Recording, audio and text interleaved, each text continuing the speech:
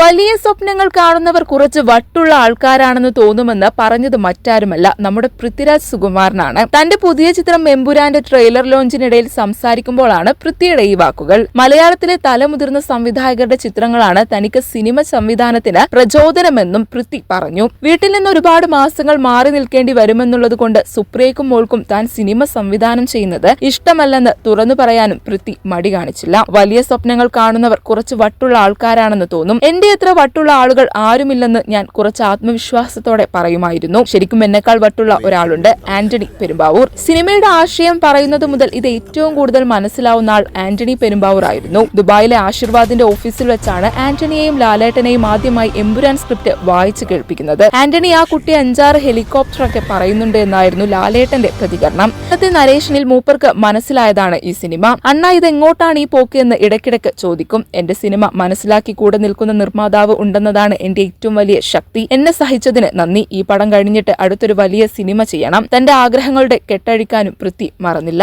ആരാധകർ ഏറെ പ്രതീക്ഷയോടെ കാത്തിരിക്കുന്ന എമ്പുരാൻ മാർച്ചിൽ തിയേറ്ററിലെത്തുമെന്നാണ് പുറത്തുവരുന്ന വാർത്തകൾ.